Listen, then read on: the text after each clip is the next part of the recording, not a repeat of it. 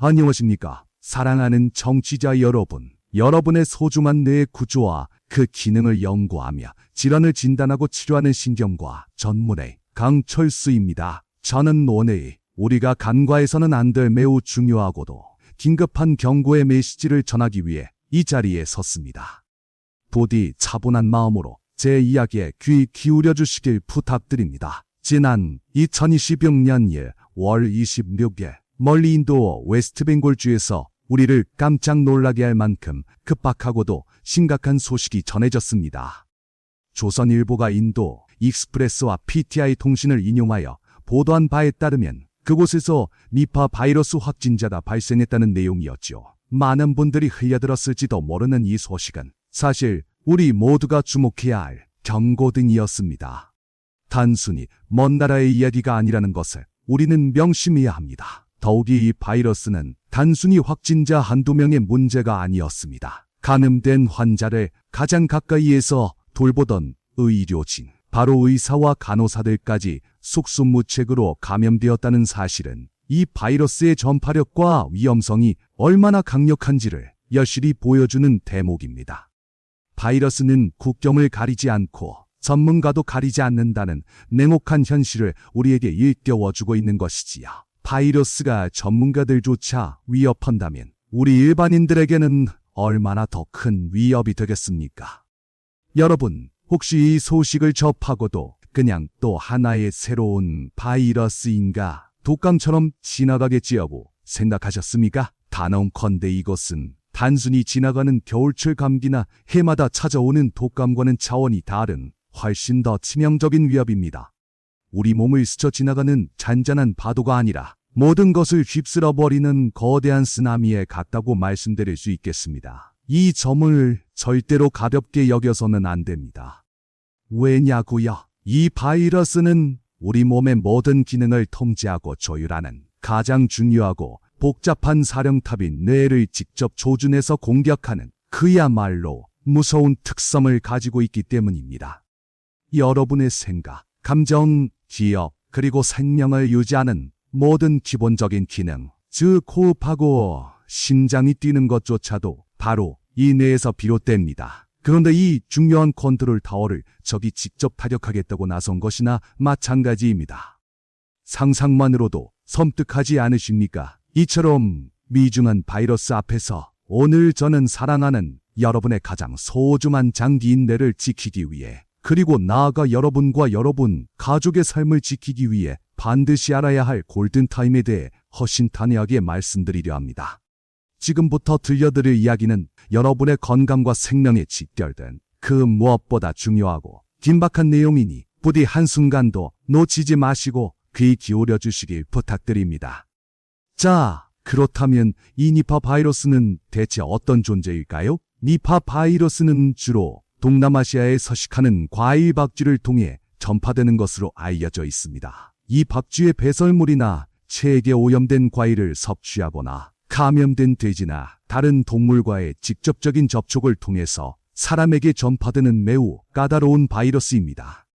더욱 경각심을 가져야 할 부분은 이 바이러스가 국내에서는 제1급 법정 감염병으로 지정될 만큼 그 위험성을 국가가 공식적으로 인정한 질병이라는 점입니다. 1급 감염병은 생물 테러 감염병이나 치명률이 높은 신종 감염병 등 국민 건강에 미치는 위험이 매우 크기 때문에 정부가 가장 강력한 관리를 하는 질병을 말합니다. 그만큼 이 바이러스가 우리에게 가져올 파급력은 결코 가볍게 볼 수 없습니다. 이미 국가적으로도 심각하게 인지하고 있다는 뜻이지요. 여기서 잠시 숨을 고르겠습니다. 이 치명적인 바이러스의 위력을 숫자로 말씀드리자면 감염된 환자 4명 중 무려 3명, 즉 최대 75%가 안타깝게도 목숨을 잃을 정도로 매우 치명적입니다. 이 75%라는 숫자가 주는 압박감, 여러분은 어떻게 느끼십니까? 놀라셨죠? 저 역시 신경과 의사로서 수많은 질병과 싸워왔지만 이토록 높은 치사율은 저조차도 등골을 서늘하게 만듭니다. 이 숫자를 그저 무서운 정보로만 받아들이기보다는 우리가 얼마나 심각한 상황에 직면해 있는지 명확히 인지하고 대비해야 할 강력한 신호로 이해해야 합니다. 이 숫자는 곧 생존 확률이 25 밖에 되지 않는다는 냉혹한 현실을 의미합니다. 잠시 머릿속으로 그림을 그려보십시오. 여러분의 몸을 수많은 세포들이 각자의 역할을 성실히 수행하며 평화롭게 돌아가는 하나의 아름다운 마을이라고 상상해 보십시오. 신장은 끊임없이 피를 공급하고 폐는 맑은 공기를 들이쉬고 내쉬며 위장은 영양분을 소화하고 모든 장기가 각자의 자리에서 조화롭게 움직이는 그야말로 완벽한 유기체 말입니다. 이 마을은 수십 년간 여러분의 의지와는 상관없이 묵묵히 제 역할을 해왔을 겁니다. 때로는 작은 감기 같은 소란이 있었겠지만 금세 평화를 되찾는 그런 조용한 마을 말입니다. 그런데 어느 날 갑자기 보이지도 않고 소리도 없는 정체불명의 침입자가 이 평화로운 마을에 들어와 몰래 잠입합니다. 그리고는 마을 전체를 움직이는 중요한 전력 공급 장치들을 하나씩 강제로 그리고 아주 빠르게 내려버리는 상황을 상상해 보십시오. 처음에는 작은 불이 꺼지고 이내 골목길 가로등이 깜빡이다가 결국 온 마을이 암흑 속에 잠겨버리는 그런 끔찍한 상황과 같습니다. 마치 블랙아웃이 되어 모든 기능이 정지하는 것과 같은 공포스러운 순간이죠. 상상만으로도 숨이 막히지 않으십니까? 그리고 이 침입자가 가장 먼저 점거하여 모든 전원을 내리고 기능을 마비시키는 곳, 그곳이 바로 여러분 몸이라는 마을의 중앙 통제실이자 사령탑인 여러분의 뇌입니다. 뇌의 기능이 마비되면 마을 전체가 혼란에 빠지고 결국 모든 활동이 멈출 수밖에 없습니다. 이것이 바로 니파 바이러스가 우리 몸에 가하는 위협의 본질적인 모습입니다.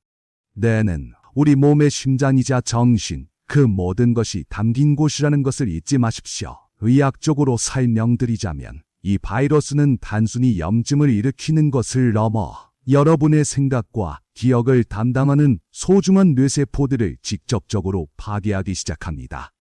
마치 작은 폭탄이 뇌 속에서 터지는 것처럼 뇌의 핵심 부위들이 손상되는 것이지요. 이러한 급격한 파괴는 급성 뇌염이라는 매우 위중한 상태를 유발합니다. 뇌염은 뇌 조직 자체에 염증이 생기는 것으로 한번 손상된 뇌세포는 재생되기가 극히 어렵습니다.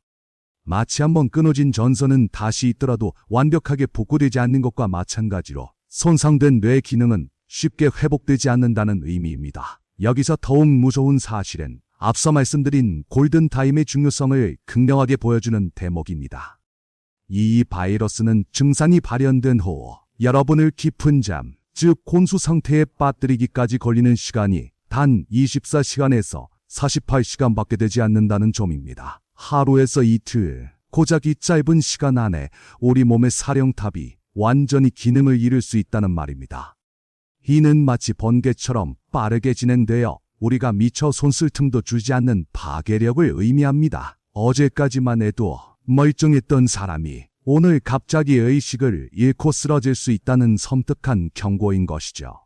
우리가 망설이는 순간에도 바이러스는 뇌를 파괴하고 있다는 점을 잊지 마십시오. 안타깝게도 그리고 냉정하게 말씀드리자면 현재까지 이 니파 바이러스를 효과적으로 막아낼 백신이나 이미 감염된 환자를 완치시킬 특효 치료제는 전무한 상태입니다. 우리는 이 치명적인 적 앞에서 맨몸으로 서 있는 것이나 다름없습니다. 이것이 이 바이러스에 대한 우리의 경각심을 최고조로 끌어올려야 하는 가장 중요한 이유입니다. 치료제가 없다는 것은 곧 예방과 빠른 대처만이 유일한 방패하는 의미와 같습니다. 이 사실을 들으시니 마음이 무거우시죠? 저 역시 의사로서 환자분들께 드릴 수 있는 약이 없다는 사실이 늘 마음 아픕니다. 하지만 좌절만 하고 있을 수는 없습니다. 사실 저 역시 병원 밖을 나서면 여러분과 다를 바 없는 평범한 58배 중년 남성입니다. 가운을 벗고 집으로 돌아가면 한 가정을 책임지는 가장일 뿐이지요. 가끔 진료를 보다 보면 몸이 으슬으슬 좁기도 하고 관자놀이가 지끈거리는 두통이 찾아올 때가 있습니다. 그럴 때면 저조차도 별일 아니겠지, 피곤해서 그렇겠지 하며 서랍 속 진통제 하나를 꺼내 물과 함께 삼키고는 다시 진료실을 지킵니다. 아마 여러분도 그러실 겁니다. 한국 사람 특유의 그 버티는 힘으로 하루를 견뎌내시곤 하죠. 하지만 이 평범한 습관이 때로는 가장 위험한 적에게 문을 열어주는 꼴이 되기도 합니다. 평소 두통이 오면 진통제 하나로 견디며 진료실을 지키던 저조차도 뇌염으로 급격히 의식을 잃고 실려오는 환자들을 보며 방심이 얼마나 무서운지 매일 깨닫습니다. 몸이 보내는 신호를 단순히 지고내서라고 치부해버리는 것. 그것이 바로 우리를 사지로 몰아넣는 첫 번째 실수가 됩니다. 으슬으슬한 오한을 그저 독한 감기려니 생각하고 열이 오르는 것을 몸살이겠거니 여기며 이불을 덮고 참아내는 그 시간 동안 우리 몸속의 바이러스는 조용히 승리의 미소를 지으며 내로 가는 고속도로를 달리고 있을지도 모릅니다. 뇌 전문가인 저조차도 응급실 복도를 가로질러 급하게 실려 들어오는 환자분들을 마주할 때면 가슴이 철렁 내려앉으며 깊은 탄식을 내뱉게 됩니다. 환자의 흐릿해진 눈동자와 거친 호흡을 대할 때마다 의사로서의 책임감과 인간으로서의 안타까움이 교차하곤 하지요. 그분들을 보며 제가 느끼는 감정은 공포라기보다는 차라리 비통함에 가깝습니다. 조금만 더 일찍 오셨더라면, 조금만 더 내 몸의 소리에 귀를 기울였더라면 하는 후회가 제 마음을 무겁게 짓누르기 때문입니다. 그분들의 가족들이 밖에서 흘리는 눈물을 볼 때면 저 역시 한 사람의 인간으로서 말할 수 없는 통증을 느낍니다. 대부분의 환자가 골든타임을 놓치는 결정적인 이유는 너무나도 인간적입니다. 바로 두통과 고열을 단순한 몸살이나 독감으로 착각하고 집에 있는 진통제만 드시며 며칠을 버티셨기 때문입니다. 이러다 말겠지 하는 그 마음, 병원 가기엔 좀 유난스럽지 않나 하는 그 배려 섞인 망설임이 뇌를 지킬 마지막 기회를 앗아갑니다. 진통제는 일시적으로 통증을 가려줄 뿐 뇌 속에서 벌어지는 치명적인 파괴를 멈추지는 못합니다. 오히려 증상을 가려버려 우리가 병원에 가야 할 시기를 놓치게 만드는 눈가리개가 되기도 합니다. 니파 바이러스가 더욱 잔인한 이유는 평균 5일에서 14일이라는 잠복기라는 가면을 쓰고 있기 때문입니다. 이 긴 시간 동안 바이러스는 우리 몸속에 숨어들어 조용히 군대를 키웁니다. 겉으로는 아무런 증상이 없고 평상시와 똑같은 일상을 보내게 되니 스스로가 감염되었다는 사실을 자각하기란 불가능에 가깝습니다. 어제 만난 손주의 웃음소리, 오늘 아침 먹은 따뜻한 밥상, 그 평화로운 일상 밑에서 바이러스는 내 신경망을 타고한 걸음식 사령탑을 향해 기어 올라가고 있는 것입니다. 그 설마 하는 짧은 방심의 틈을 타서 바이러스는 이미 뇌를 돌이킬 수 없이 파괴하고 맙니다. 뇌세포는 한번 죽으면 다시 살아나지 않는 아주 예민하고 고귀한 조직입니다. 바이러스가 뇌의 중앙통제실에 불을 지르기 시작하면 우리가 무언가 잘못되었다는 것을 깨닫기도 전에 이미 시스템은 붕괴되기 시작합니다. 보이지 않는 불길이 뇌의 이곳저곳을 태워버린 뒤에는 아무리 훌륭한 의사라도, 아무리 값비싼 약이라도 예전의 온전한 모습으로 되돌리기가 너무나도 어렵습니다. 제가 진료실에서 매일같이 목격하는 이 안타까운 일들을 적어도 지금 제 목소리를 듣고 계신 여러분만큼은 절대로 겪지 않으셨으면 좋겠습니다. 환자 한 명의 삶이 무너지는 것은 그 사람만의 비극이 아닙니다. 평생을 함께 살아온 배우자의 등불이 꺼지는 일이고 자식들의 마음속에 커다란 구멍이 뚫리는 일입니다. 저는 여러분의 뇌를 지키고 싶은 마음만큼이나 여러분의 가정이 평화롭기를 간절히 바랍니다.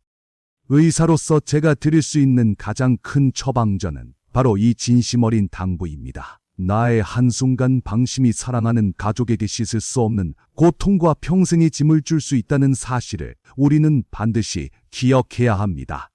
나 하나쯤이야 그냥 좀 아픈 거겠지라는 생각이 가족의 삶 전체를 흔들 수 있습니다. 여러분은 가족에게 없어서는 안 될 소중한 존재이지 않습니까? 당신의 건강은 오롯이 당신만의 것이 아닙니다. 사랑하는 사람들을 위해서라도 우리는 더 예민해져야 하고 더 신속하게 대처해야 합니다. 그것이 가장으로서 혹은 부모로서 우리가 져야 할 마지막 책임이기도 합니다. 자, 이제 마음을 가다듬고 집중해 주십시오. 지금부터 질병관리청의 엄격한 지침에 근거한 니파 뇌 손상 방어 프로토콜을 하나씩 상세히 말씀드리겠습니다. 이것은 단순한 조언이 아니라 생명을 지키기 위한 약속입니다. 제가 말씀드리는 단계를 머릿속으로 그리며 하나씩 따라와 주십시오. 마치 소중한 보물을 지키기 위해 성벽을 쌓는 것처럼 우리는 이 프로토콜을 통해 우리의 뇌를 지켜낼 것입니다. 차분하게 하지만 명확하게 기억해 두셔야 합니다. 가장 먼저 실천해야 할 차단 조치입니다. 만약 최근에 해외를 다녀온 이력이 있거나 감염 지역의 사람과 접촉하여 조금이라도 의심되는 상황이라면 타인과의 접촉을 끝일시 단호하게 끊으십시오. 그리고 병원 응급실로 달려가기 전에 반드시 보건소에 먼저 전화를 걸어 안내를 받으셔야 합니다. 이는 나 자신을 보호하는 길인 동시에 나를 도와줄 의료진과 우리 이웃의 안전을 지키는 가장 성숙한 행동입니다. 보이지 않는 적을 막는 첫 번째 방패는 바로 이 철저한 격리입니다. 우리는 왜 15일이라는 시간을 강조하는 것일까요? 여기에는 과학적인 근거가 있습니다. 바이러스의 최대 잠복기인 14일에 혹시 모를 오차를 대비한 안전 여유분 하루를 더하는 것입니다. 이 15일이라는 집중 관찰 기간 동안 우리 몸은 바이러스와 치열한 전쟁을 치르고 있을지도 모릅니다. 이 기간을 무사히 넘기는 것이야말로 우리가 생존의 문턱을 넘었다는 가장 확실한 증거가 됩니다. 15일, 이 숫자를 여러분의 머릿속에 꼭 새겨두십시오. 이 보름이라는 시간은 밤하늘에 작았던 조승달이 차올라 환한 보름달이 한 번 뜰 때까지의 시간과 같습니다. 달이 차오르는 그 긴 밤 동안 여러분의 뇌가 무서운 침입자를 이겨내고 스스로를 지켜낼 수 있는지 결정짓는 운명의 시간인 것이죠. 창밖의 달을 보며 생각하십시오. 이 보름달이 다 차오를 때까지 내 몸을 가장 소중히 아끼겠다라고 말입니다. 이 시간은 고통의 시간이 아니라 생명을 지켜내기 위한 인내와 승리의 시간이 되어야 합니다. 준비물부터 차근차근 챙겨볼까요? 우선 가정의 체온계를 반드시 준비해서 침대 옆이나 거실 탁자처럼 손이 가장 잘 닿는 곳에 두십시오. 내 몸이 보내는 열이라는 신호는 가장 정직한 경고등입니다. 수시로 체온을 체크하며 내 몸의 온도가 평소와 어떻게 다른지 세심하게 살피는 습관을 들여야 합니다. 작은 눈금 하나가 여러분의 생사를 가르는 중요한 이정표가 될 수 있다는 사실을 잊지 마십시오. 그리고 최근 보름간 내가 어디를 다녀왔는지, 누구와 대화했는지 이동 경로를 꼼꼼하게 메모해 두십시오. 기억은 때로 우리를 배신하고 흐릿해지기 마련이지만 종이 위에 적힌 기록은 결코 거짓말을 하지 않습니다. 만약 이 상황이 닥쳤을 때 여러분이 적어둔 이 메모 한 줄이 의사들에게는 바이러스의 정체를 밝혀낼 결정적인 단서가 되고 치료의 속도를 앞당기는 마법의 열쇠가 될 것입니다. 또한 만약을 대비하여 거주지 보건소의 번호와 비상연락처를 휴대전화 단축번호 1번에 저장하거나 냉장고 문 앞에 크게 적어 붙여두셔야 합니다. 위급한 상황이 닥치면 당황하여 평소 잘 알던 번호조차 기억나지 않는 법입니다. 손가락 하나만 까딱하면 도움을 요청할 수 있도록 미리 준비해두는 그 작은 정성이 총각을 다투는 응급 상황에서 여러분의 골든타임을 지켜줄 최후의 생명선이 될 것입니다. 이제부터 여러분이 몸의 변화를 어떻게 살펴야 하는지 그 구체적인 첫 번째 수칙을 말씀드리겠습니다. 우선 고열이 나기 시작하면서 평소 아주 익숙하게 다니던 길을 갑자기 잃어버리거나 멍하니 서서 지금 내가 무엇을 하려 했는지조차 기억나지 않는 증상이 나타나는지 면밀히 살피셔야 합니다. 매일 걷던 동네 어귀가 낯설게 느껴지고 갑자기 머릿속에 지도가 지워진 것처럼 느껴진다면 그것은 뇌가 우리에게 보내는 가장 긴급한 비명일 수 있습니다. 여기서 제가 꼭 짚어드리고 싶은 점이 있습니다. 단순히 과로해서 머리가 띵하거나 몸살 기운에 지치는 것과 내가 지금 어디에 있는지조차 헷갈리는 인지적 혼돈은 완전히 다른 차원의 위험 신호입니다. 앞의 것은 휴식으로 나아질 수 있지만 뒤의 것은 바이러스가 이미 여러분의 뇌사령탑을 장악하고 흔들고 있다는 명백한 증거입니다. 이 차이를 구분하는 것이 생존을 향한 첫걸음이라는 사실을 명심하십시오. 두 번째로 주의 깊게 보셔야 할 증상은 바로 어지러움입니다. 하지만 평범한 어지러움이 아닙니다. 마치 눈앞의 천장이 통째로 빙글빙글 도는 듯하거나 바닥이 갑자기 훅 커지는 것처럼 느껴지는 극심한 어지러움이 찾아오는지 확인하셔야 합니다. 의학적으로는 이를 전정기관이나 중추신경계의 이상 신호로 보는데 니파 바이러스의 경우 뇌염으로 진행되는 과정에서 이러한 평형 감각의 상실이 매우 뚜렷한입니다. 만약 자신이나 가족에게 이런 증상이 단 하나라도 나타났다면 절대로 내일 아침까지 기다려보자고 생각하지 마십시오. 그럴 여유가 없습니다. 지체 없이 미리 확인해둔 보건소의 지침을 따르거나 즉시 119에 도움을 요청하여 전문 의료기관으로 이동하셔야 합니다. 바이러스가 뇌를 파괴하는 속도는 우리의 인내심보다 훨씬 빠르다는 점을 기억하셔야 합니다. 이때 정말 중요한 핵심 정보가 하나 있습니다. 구급대원이나 의료진을 만났을 때 반드시 자신의 최근 해외 방문 이력이나 확진자와의 접촉 가능성을 명확하게 알리셔야 합니다. 별일 아니겠지 하는 마음에 이 정보를 숨기거나 빠뜨리면 의료진이 병명을 찾아내는데 귀중한 시간을 허비하게 됩니다. 여러분의 솔직한 고백 한마디가 진단 시간을 단축하고 곧 여러분의 생명을 구하는 결정적인 열쇠가 될 것입니다. 안타깝게도 이 싸움은 바이러스를 이겨내고 생존했다고 해서 모두 끝나는 것이 아닙니다. 우리 뇌는 아주 정교하고 예민한 장기라 한 번 크게 다치고 나면 몸과 마음에 무서운 흔적을 남기곤 합니다. 사투 끝에 병실을 나선다 해도 뇌에 새겨진 그 상처는 평생을 따라다니는 그림자가 될 수 있기에 우리는 더욱더 이 질병을 경계하고 두려워해야 하는 것입니다. 실제로 통계를 보면 생존 환자의 약 20%, 즉 5명 중 1명은 평생 발작을 일으키거나 성격이 완전히 다른 사람처럼 변해버리는 심각한 후유증을 겪게 됩니다. 온순하던 아버지가 갑자기 불같이 화를 내시거나 평범한 일상을 살던 사람이 갑자기 경련을 일으키며 쓰러지는 모습은 환자 본인뿐 아니라 곁을 지키는 가족들에게도 감당하기 힘든 커다란 비극이 됩니다. 저는 환자분들께 이 후유증을 뇌가 갖게 된 아주 나쁜 버릇이라고 설명해드립니다. 바이러스가 휩쓸고 지나간 자리에 비정상적인 신경 회로가 만들어지면서 뇌가 제멋대로 신호를 보내기 시작하는 것이죠.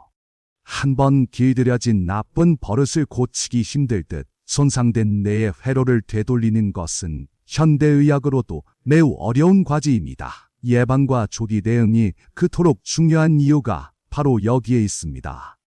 그래서 여러분께 꼭 당부드립니다. 니파 바이러스는 의식이 혼미해지는 속도가 매우 빠르기 때문에 정신이 조금이라도 맑을 때 가족들에게 현재 내 상태와 위험 가능성을 공유하셔야 합니다. 아직은 버틸만 하니까 나중에 말하자고 미루다가는 정작 도움을 청해야 할 순간에 입을 떼지 못하거나 의식을 잃어버릴 수도 있기 때문입니다. 지금 제 말을 듣고 계신다면 가족들에게 이렇게 미리 말씀해 두십시오. 내가 만약 헛소리를 하거나 갑자기 경련을 일으키면 지체 말고 바로 119에 신고해달라고요. 이 말 한마디가 여러분의 의식이 끊긴 사이에도 가족들이 당황하지 않고 올바른 대처를 할 수 있게 만드는 생명의 매뉴얼이 될 것입니다. 부끄러운 일이 아닙니다. 이것은 사랑하는 사람들을 위한 가장 책임감 있는 태도입니다. 이제 곁을 지키는 가족분들의 역할도 매우 중요합니다. 만약 환자가 허공을 보며 환각을 느끼거나 팔다리를 떨며 경련을 시작한다면 그것은 뇌 신경계가 무너지고 있다는 신호입니다. 그 즉시 119에 신고하고 구급차가 올 때까지 환자가 다치지 않게 주변의 위험한 물건을 치워주십시오. 가족의 냉철하고 신속한 신고만이 환자의 골든타임을 붙잡을 수 있는 유일한 끈입니다. 환자를 이송한 후에는 보건 당국의 역학조사에도 성실히 협조해 주셔야 합니다. 내가 어디서 누구를 만났는지 상세히 밝히는 일은 나를 넘어 우리 이웃과 공동체의 바이러스가 번지는 것을 막는 숭고한 사회적 의무입니다. 이 기록들이 모여 또 다른 희생자를 막는 든든한 방역망이 된다는 사실을 기억해 주시고 조금 번거로우시더라도 정확한 정보를 전달해 주시기 바랍니다. 이 모든 과정이 얼마나 무섭고 당황스러우실지 저도 잘 압니다. 평생 처음 겪는 공포 앞에 눈앞이 캄캄해지시겠죠. 하지만 아버님, 어머님, 두려움에 주저앉아 있을 시간이 없습니다. 오직 신속한 신고와 냉정한 대처만이 여러분의 소중한 뇌를 지키고 사랑하는 가족과 다시 식탁에 마주 앉을 수 있게 해주는 유일한 길임을 가슴 깊이 새겨주십시오. 자, 이제 오늘 제가 드린 말씀 중에서 꼭 잊지 말아야 할 핵심 내용 3가지를 다시 한번 짚어드리겠습니다. 기억이 가물가물하시다면 지금 다시 한번 집중해 주십시오. 뇌를 지키는 이 3가지 원칙은 여러분의 남은 인생을 결정지을 만큼 중요한 약속입니다. 첫째, 니파 바이러스는 감염된 사람 10명 중 무려 7명에서 8명이 목숨을 잃을 정도로 치명적인 질병입니다. 단순히 감기처럼 앓고 지나가는 병이 아니라 우리 몸의 뿌리인 뇌를 직접 조준해서 파괴하는 뇌 공격 바이러스라는 사실을 절대로 잊어서는 안 됩니다. 이 위중함을 가슴에 새기는 것부터가 방어의 시작입니다. 둘째, 몸이 불덩이처럼 뜨거워지는 고열과 함께 평소 눈 감고도 다니던지 앞골목이 낯설게 느껴지거나 머릿속에 뿌연 안개가 낀 듯 멍해지는 순간을 절대 놓치지 마십시오. 이것은 단순히 몸살 기운이 도는 것이 아니라 바이러스가 뇌의 내비게이션을 끄고 있다는 명백한 긴급 신호입니다. 하룻밤 자고 일어나면 괜찮겠지라는 안일한 생각은 잠시 접어두시고 그 즉시 수화기를 들어 보건소에 연락하셔야 합니다. 셋째, 천만다행으로 생명은 건진다 해도 바이러스가 뇌를 휩쓸고 간 자리에는 깊고 무서운 흉터가 남을 수 있다는 사실을 뼈저리게 명심하셔야 합니다. 평생 겪어보지 못한 발작이 찾아오거나 온화하던 성격이 공격적으로 변하는 후유증은 어쩌면 죽음보다 더 긴 고통을 환자, 자신과 사랑하는 가족들에게 남길 수도 있는 서글픈 그림자입니다.